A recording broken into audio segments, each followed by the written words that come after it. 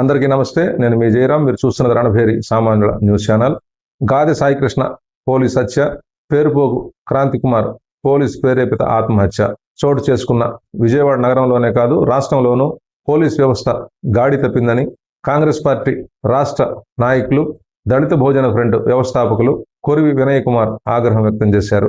విజయవాడ నగర పోలీసులు మాఫియా గ్యాంగుల్లా వ్యవహరిస్తున్నారని, పోలీస్ వ్యవస్థ నేరపూరితమైపోయిందన్నారు. కొరి వినయ్ కుమార్, మాజీ మంత్రి డొక్కా మాణిక్య వరప్రసాద్, జాతీయ ఓబీసీ సంక్షేమ సంఘం అధ్యక్షులు వరప్రసాద్ యాదవ్, దళిత బహుజన ఉద్యమ నాయకులు ఏవి పటేల్ తదితరులు ఈరోజు ఆదివారం సరిగ్గా పోయిన నెల 21వ తారీఖు కృష్ణలంక సిఐ ఎస్ఎస్వి నాగరాజు అకృత్యాలకు భయపడి బలవన్మరణానికి పాల్పడిన పేరుపోగు క్రాంతికుమార్ కుటుంబ సభ్యులను పరామర్శించారు. మొన్న మధ్య గాదె సాయికృష్ణ తల్లి విజయలక్ష్మి విజయవాడ పట్టణంలోని కాంగ్రెస్ ఆఫీస్కు వెళ్లి తన బిడ్డ అక్రమ నిర్బంధం గురించి జోక్యం చేసుకోవాలని కోరింది. కాంగ్రెస్ పార్టీ నాయకులు గాదె సాయికృష్ణ అక్రమ నిర్బంధంపై ప్రెస్ మీట్ పెట్టారు. ఈ వార్త ప్రధాన మీడియాలో ఎక్కడా కనిపించలేదు. ఈ రోజు రాష్ట్రంలో ప్రధాన మీడియా రెండుగా చీలిపోయింది. జగన్ అనుకూల మీడియా, జగన్ వ్యతిరేక మీడియా. చంద్రబాబు ప్రభుత్వానికి వ్యతిరేకంగా ఈనాడు, ఆంధ్రజ్యోతి మాట్లాడే పరిస్థితి లేదు. జగన్ ప్రభుత్వానికి వ్యతిరేకంగా సాక్షి మాట్లాడిన సందర్భమూ లేదు. ప్రభుత్వం దోషిగా ఉన్న కేసుల్లో ప్రధాన మీడియా బాధితులకు అండగా ఉండటం లేదు. నేడు సామాజిక మాధ్యమాలు స్పందిస్తుండటంతో ఎన్నో కొన్ని నిజాలు రాష్ట్ర ప్రజలకు తెలుస్తున్నాయి. ప్రభుత్వాలు ఎంతో కొంతమేర స్పందిస్తున్నాయి. అదృష్టవశాత్తు బాధితులు మన బంధువులో, మన సన్నిహితులో, మన కుటుంబ సభ్యులో కాకపోవడంతో ఆ బాధ, ఒత్తిడి మనకు తెలియటం లేదు. నోటికొచ్చినట్టు మాట్లాడేస్తున్నారు. రాష్ట్రంలో సామాన్యుడికి న్యాయం దొరకటం కోసం ఒక యుద్ధమే చేయాల్సి వస్తోంది. రాష్ట్రంలో రూల్ ఆఫ్ లా నడవటం లేదు. రాష్ట్రంలో నడుస్తోంది క్యాస్ట్ ఆఫ్ లా అంటున్న కొరి వినయ్ కుమార్ ఏం మాట్లాడారో చూద్దాం. ప్రధానంగా విజయవాడ కేంద్రమే కాదు, రాష్ట్రంలో పోలీస్ వ్యవస్థ ఎప్పుడో గాడి తప్పింది.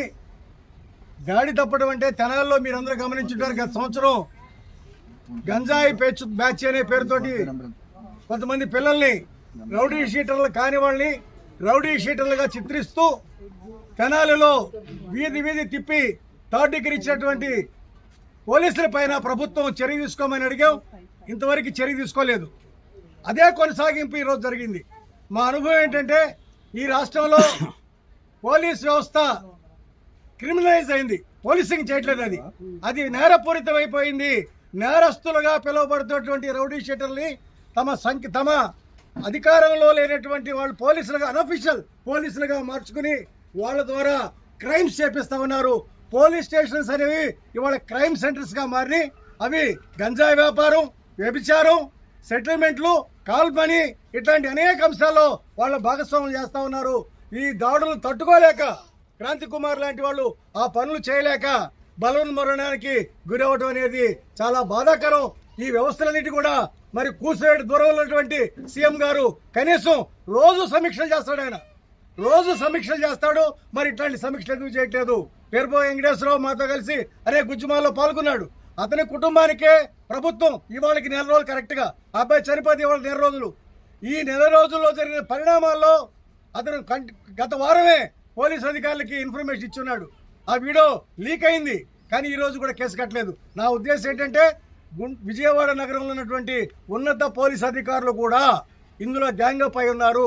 ఇది ఒక పోలీస్ మాఫియా గ్యాంగులు ఇవన్నీ కూడా చేస్తున్నాయి. దీనికి వ్యతిరేకంగా ప్రజా ఉద్యమాన్ని నిర్మించాల్సినటువంటి బాధ్యత రాజకీయ పార్టీలు, సామాజిక ఉద్యమాలపై గ్రహిస్తూ రేపటి రోజున ఉన్నత అధికారులకి మేము మా నిరసనని, మా ఆగ్రహాన్ని తెలియజేయబోతున్నాం. వెంకటేశ్వరరావు కుటుంబానికి న్యాయం జరగాలి. ఈ పిల్లలందరికీ ఎస్సీ ఎస్టీ చట్టం, అబ్బాయి చెప్పాడు స్పష్టంగా, నేను మాదిగా కులస్తుడు కాబట్టి నాపై ఈ రకమైనటువంటి దాడులు పెరిగినారు. అతను రౌడీ షీటర్కి ఎప్పుడో 12 ఏళ్ల క్రితం వస్తే ఈ 8 ఏళ్ళు లేదు, కానీ రివ్యూ చేసి తీసేసేటువంటి అవకాశం కూడా లేదు.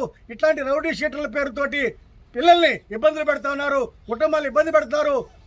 నేను అడుగుతండి, ఈ ప్రభుత్వానికి రూల్ ఆఫ్ లా తెలీదు, క్యాస్ట్ ఆఫ్ లా తెలుసు. ఇది రూల్ ఆఫ్ లా కాదు, ఇది క్యాస్ట్ ఆఫ్ లా. కుల ప్రాతిపదికన పాలన చేస్తారు. ఈ కుల ప్రాతిపదికన పాలనకి వ్యతిరేకంగా మేమంతా కూడా దళిత బహుజన కులాల్ని సంఘటితపరిచి వెంకటేశ్వర కుటుంబానికి న్యాయం చేసే విధంగా పోరాటం చేస్తామని తెలియజేస్తా ఉన్నాం.